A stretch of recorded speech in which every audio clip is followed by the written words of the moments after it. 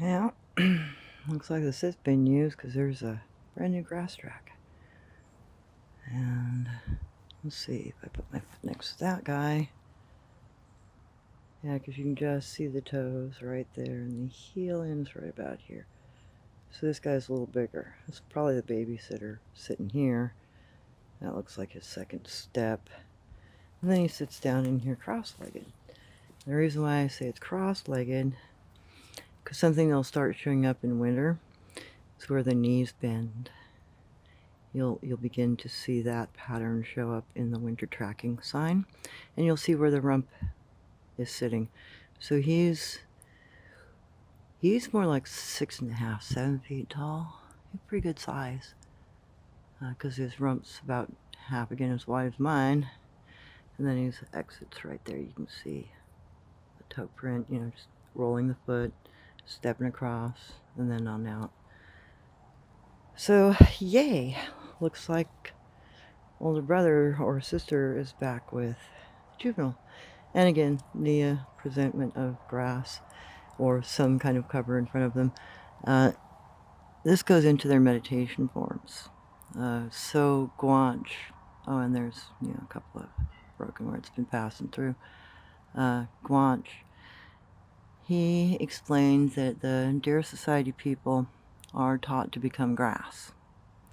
So when you're sitting in the grass, you leave a presentment of foliage in front of you. So when you meditate to disappear, you become like everything around you. You look like grass. It's a meditation form, according to my adopted Guanch father. Guanch, original name, yeah. But it's a good name. Oh, and looks like some miner's lettuce. Dandelion, yeah. Food item. So there, that's what a winter sit might look like if it's fresh. And you'll quite commonly see the grass track, where the toes sit as they're moving through. And you'll always find the little cross through trailing off, because they just usually roll over on one hip and then place a foot, place another foot, and these are both back feet, back left, back right, right hand, and then they just stand up. Once it gets underneath that little arch, he'll just stand up and walk away. So that's your dynamics of a sit spot. Thought you'd like to see this, and since it's so fresh, it's pretty easy to read. Yeah, have a good evening, and this weekend I'll be up probably in the Rogan area to see what else I can figure out up there.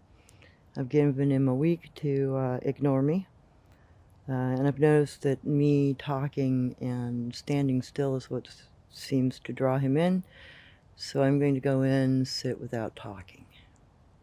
See if that gives me a little more time before he comes up out of that gully. Because no matter how reasonably you can move out of a location, it's better to be on the safe side than not, especially with something you're not familiar with. Anyhow, so there should be some updates this Saturday, Sunday. Have a good weekend.